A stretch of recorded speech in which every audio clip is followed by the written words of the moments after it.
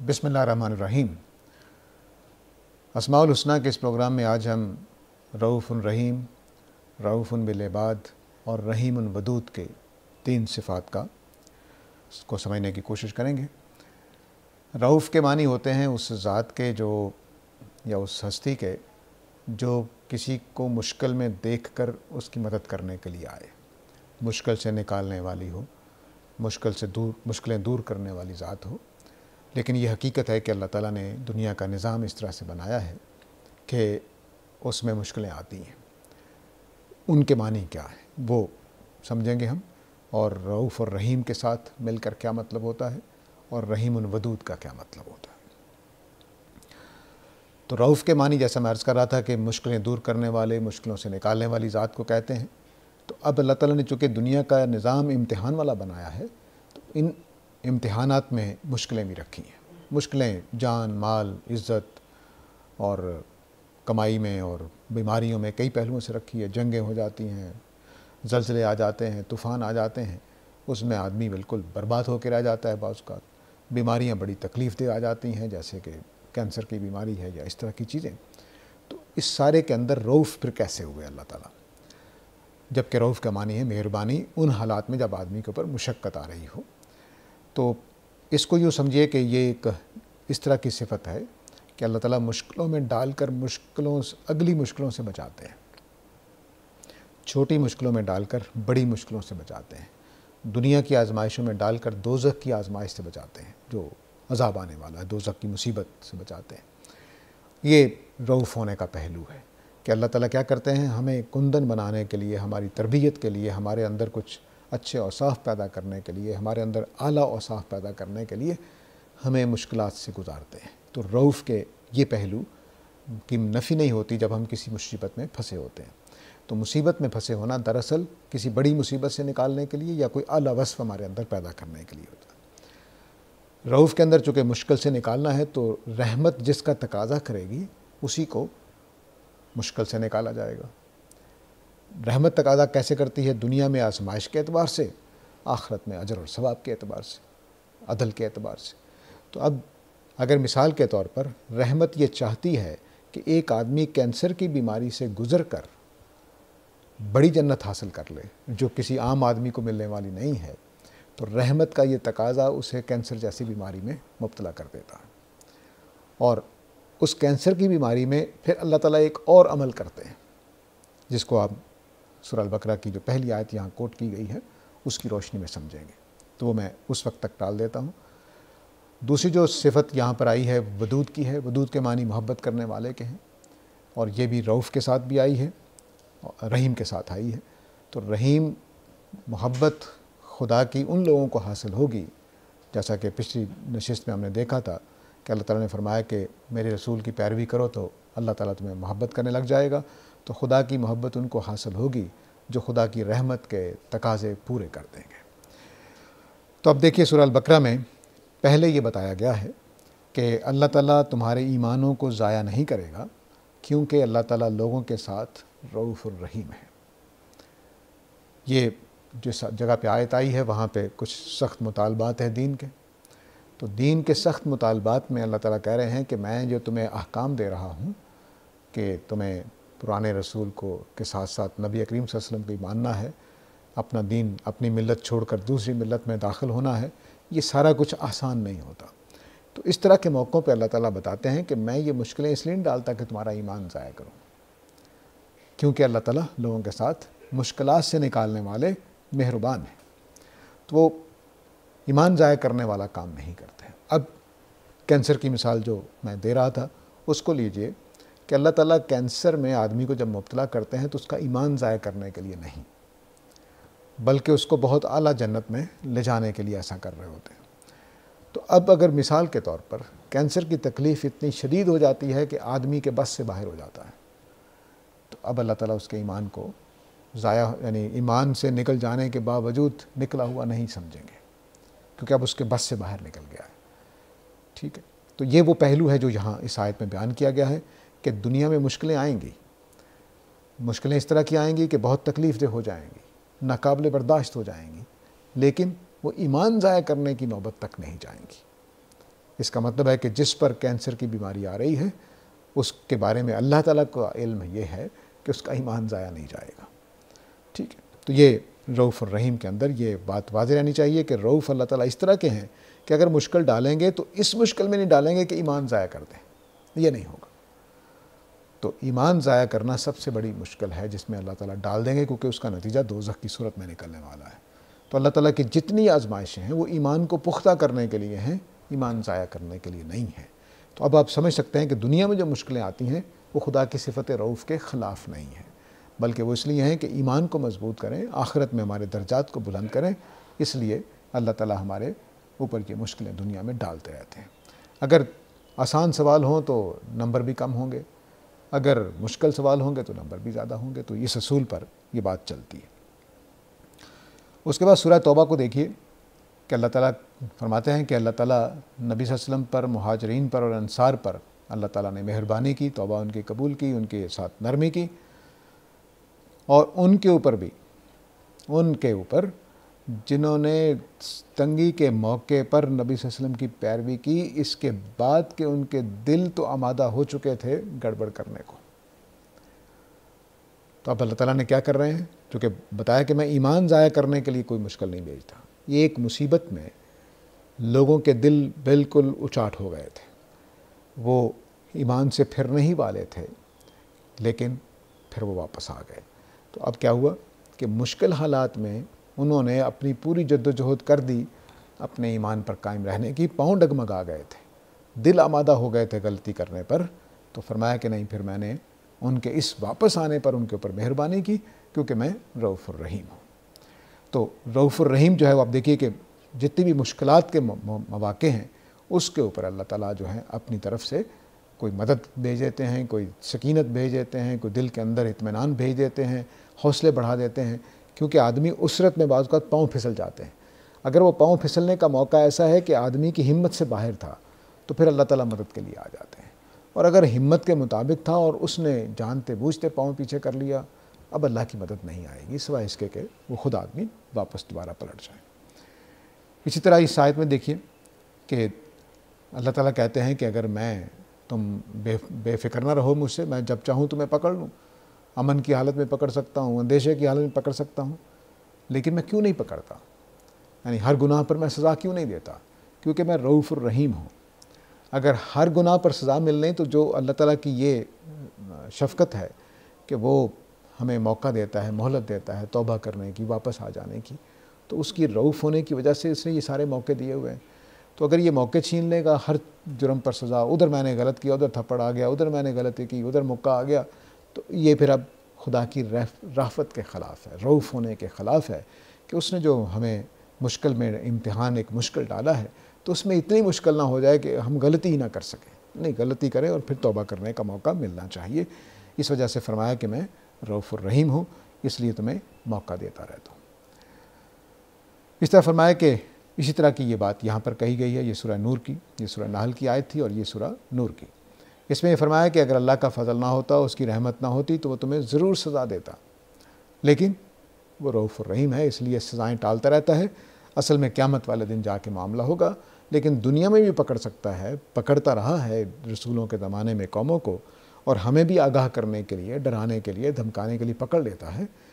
تو وہ اس لیے کہ وہ رؤوف ہے، ہر بات پر نہیں پکڑتا، کچھ پر پکڑتا ہے، کچھ پر چھوڑ دیتا ہے، کچھ موقعوں پر پکڑتا ہے، کچھ موقعوں پر چھوڑ دیتا ہے. اس لیے کہ وہ رؤوف ہے، تاکہ ہمیں پوری آزادی حاصل ہو نیکی کرنے کی بھی اور برائی کرنے کی بھی، تاکہ ہم خود اپنے جذبے کے ساتھ برائی سے نکل کر نیکی کی طرف بڑھ جائیں. صرف دین کے بارے میں اللہ تعالیٰ نے رؤوف ہونے کا خیال نہیں رکھا اپنے، بلکہ دنیا کی زندگی اس طرح سے بنائی ہے کہ اس میں بھی اپنے رؤوف ہونے کا اس نے پورا خیال رکھا ہے. جیسے فرمایا کہ یہ جو تمہارے جانور ہیں تمہارا بوجھ اٹھا کر ایک شہر سے دوسرے شہر کی طرف لے جاتے ہیں.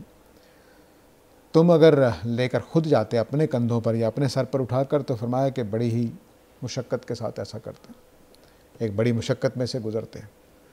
تو اللہ تعالیٰ نے یہ تمہاری مشقت ہٹائی ہے جانور پیدا کر کے، باربرداری کے جانور جو ہیں، گھوڑا، اونٹ، گدھا وغیرہ، ان کو پیدا کر کے اللہ تعالیٰ نے ہماری مشقت کیوں ہٹائی ہے؟ کیونکہ وہ رؤوف الرحیم ہے. تو کائنات کے نظام میں بھی ایسی چیزیں موجود ہیں کہ جو مثلا اب ریل کار آ گئی، گاڑی آ گئی، جہاز آ گئے، تو یہ اللہ ہی کی دیے ہوئے قاعدے کے مطابق ہے، تو یہ بھی اللہ تعالیٰ کے رؤوف الرحیم ہونے کی وجہ سے ایک سہولت ہمیں حاصل ہے۔ چپل پہن لینا پاؤں میں جس میں پتھر نہ پاؤں کو چبھیں اور کانٹے نہ چبھیں، یہ بھی اللہ تعالیٰ کی رافت ہے کہ اس نے یہ موقع ہمیں دیا کہ ہم یہ چیز بنا لیں۔ اس کے بعد فرمایا کہ اللہ تعالیٰ نے تمہارے لیے زمین و آسمان کو مسخر کر دیا ہے، تمہارے لیے کشتی کو بھی مسخر کر دیا جو تمہارا سامان لے کر، اسی طرح جانوروں کی اوپر جو بات ہوئی ہے، تمہارا سامان لے کر اللہ کے حکم سے جاتی ہے۔ یہ حکم بہت اہم ہے، یعنی چونکہ یہ چیز ایسی ہے کہ جو ہم نے بنائی ہے، جانور ہم نے نہیں بنائے اور زمین و آسمان ہم نے نہیں بنائے، لیکن کشتی ہم بناتے ہیں۔ تو فرمایا کہ یہ بھی میرے رؤوف ہونے کی وجہ سے ہے کہ کیونکہ میرے حکم سے یہ چلتی ہے۔ اگر میرا حکم نہ ہوتا اس کو کہ اگر میرا حکم اس کو نہ ہوتا کہ وہ پانی پر تیر سکے اور سامان اٹھا کر بھی چل سکے پانی کے اوپر، تو وہ نہ چلتی، تو تمہارے لیے مشقت کا باعث بنتی، تو تم خود سامان اٹھا کر خود اپنے کندھوں پر ڈال کر تیرتے ہوئے جاتے یا کچھ کرتے، جہاں دریا پار کرنا ضروری ہوتا ہے یا سمندر پار کرنا ہوتا ہے۔ تو کشتیوں میں جو تمہارے لیے میں نے اپنے حکم سے سہولت رکھی ہے، یہ کس وجہ سے ہے؟ میرے رؤوف الرحیم ہونے کی وجہ سے ہے۔ اسی طرح فرمایا کہ میں نے آسمان کو بھی تھامے ہوا ہے کہ کہیں تمہارے اوپر گر نہ جائے، اوپر سے جو کومیٹس آتے ہیں، کوئی اس طرح کے اسٹیرائڈز آتے ہیں، ان کو روکا ہے اللہ تعالیٰ نے تاکہ وہ ہمیں آ کر تباہ نہ کر دیں۔ کچھ آتے بھی ہیں، گرتے بھی ہیں، لیکن وہ جب گرتے ہیں خدا کا جو فیصلہ ہوتا ہے اس کے مطابق گرتے ہیں، لیکن جتنے اوپر سے برس رہے ہیں اگر وہ سارے کے سارے ہمارے اوپر آ کر گرنے لگ جائیں تو شاید زندگی پوری زمین پر تباہ ہو جائے۔ تو جب جیسے ہی مدار میں داخل ہوتے ہیں زمین کے کرۂ ہوائی میں، تو وہ بالکل ٹوٹ کے بکھر جاتے ہیں۔ تو اس کی طرف اشارہ کیا کہ میں آسمان کو تمہارے اوپر گرنے سے بھی روکے ہوئے ہوں۔ کیوں؟ کیونکہ میں رؤوف الرحیم ہوں۔ تو صرف دین کے اعتبار سے یا نیکی اور بدی میں معاملہ رافت کا نہیں ہے، رؤوف ہونے کا نہیں ہے، بلکہ اس پہلو سے بھی ہے کہ اللہ تعالیٰ نے دنیا میں ہمارے لیے مشقتوں کو دور کرنے والا بنایا ہے تاکہ ہم ان مشقتوں سے نکل جائیں۔ تو یہ بھی خدا کے رؤوف ہونے کی وجہ سے ہوا ہے۔ اگر ہمارے پاس معلومات نہ ہوں، مثال کے طور پر ہم کسی نئے شہر میں چلے جائیں، ہمیں اس کی سڑکوں کا پتہ نہ ہو، علاقوں کا پتہ نہ ہو، کوئی نشانات بھی سڑکوں پر نہ لگے ہوں، کوئی سائن بورڈز بھی نہ لگے ہوں، تو اس شہر میں داخل ہونا بڑا مشکل ہو جائے گا۔ پتہ نہیں کہاں جانا ہے، کہاں نہیں جانا ہے۔ تو اس کو ظلمات سمجھ لیجئے کہ کوئی چیز نظر نہیں آ رہی، کچھ پتہ ہی نہیں چل رہا کہاں جانا ہے، کہاں نہیں جانا۔ تو اللہ تعالیٰ کیا کرتے ہیں کہ اپنے رسولوں کے ذریعے سے اس کائنات میں ہم نے کیسے رہنا ہے، اس دنیا میں ہم نے کیسے جینا ہے، یہ ہمیں پتہ نہیں ہوتا۔ تو اللہ تعالیٰ اپنے رسولوں کے ذریعے سے ہدایت بھیجتے ہیں۔ اس کو فرمایا ہے کہ میں ظلمات سے نکال کر تمہیں نور کی طرف لے جاتا ہوں اپنی آیات کے ذریعے سے۔ تو اب کسی ملک میں جب ہم چلے گئے، پتہ ہی نہیں کہاں جانا ہے، زبان بھی نہیں آتی، تو اب کیا کریں گے؟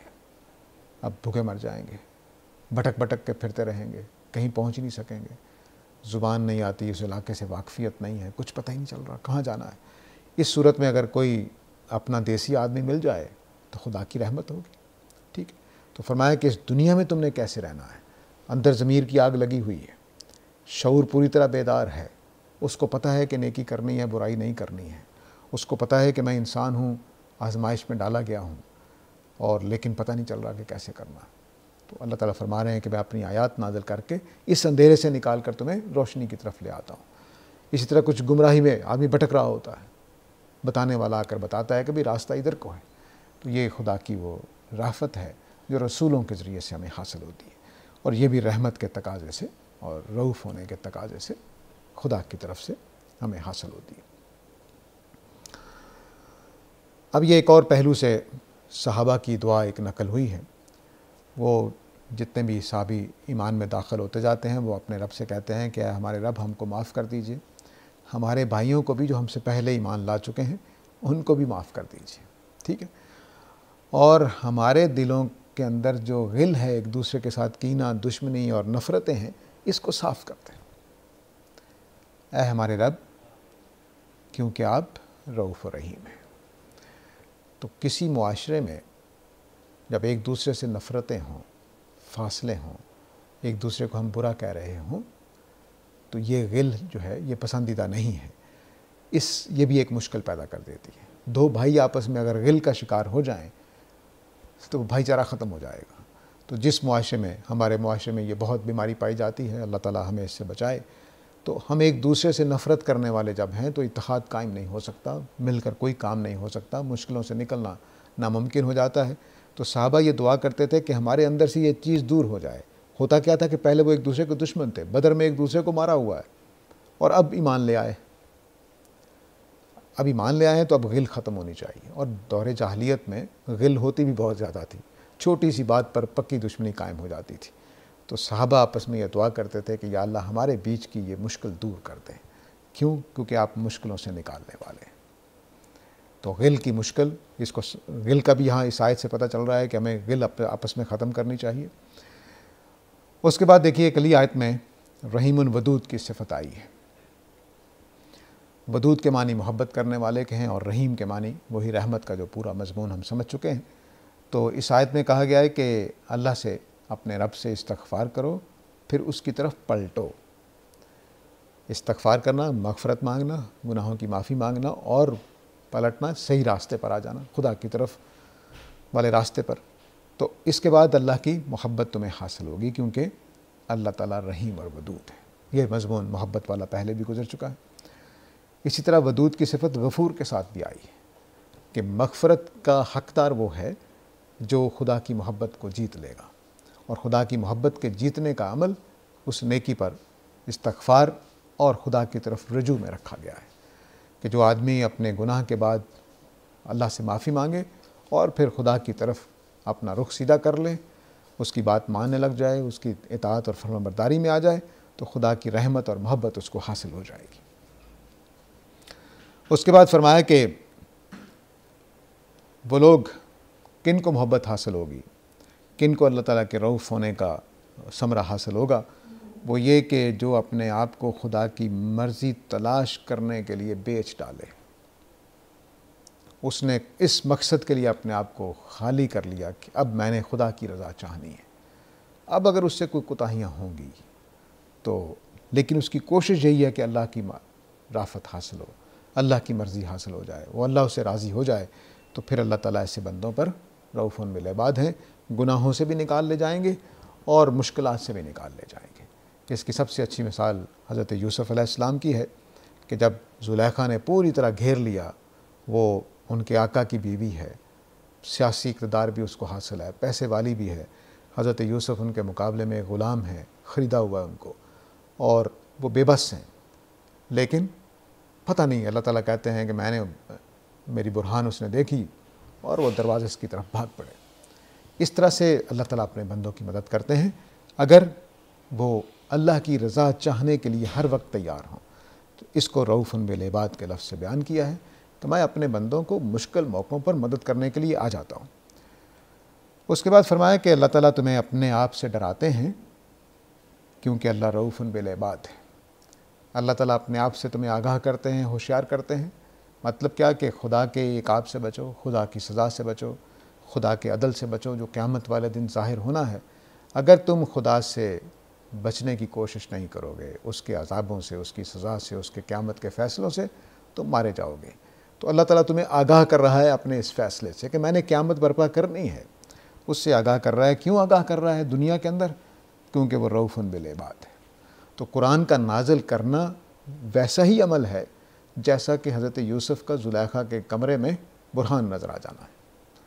تو قرآن بھی ہمارے لیے برہان ہے، وہ آ کے ہمیں بتاتا ہے کہ بچ جاؤ ان چیزوں سے، یہ نہیں کرنی ہے، یہ کبیرہ گناہ ہے، ان سے بچ جاؤ۔ تو اس طرح سے اللہ تعالیٰ نے اپنی صفت رحمت کی اور رافت کی وجہ سے ہمارے ساتھ یہ معاملہ کیا ہے کہ قرآن مجید نازل کیا، اور زندگی میں بھی بہت سارے امور اس طرح سے رکھے ہیں۔ اس کے ساتھ ہی آج کی ہماری گفتگو مکمل ہوتی ہے۔ وآخر دعوانا ان الحمد للہ رب العالمین۔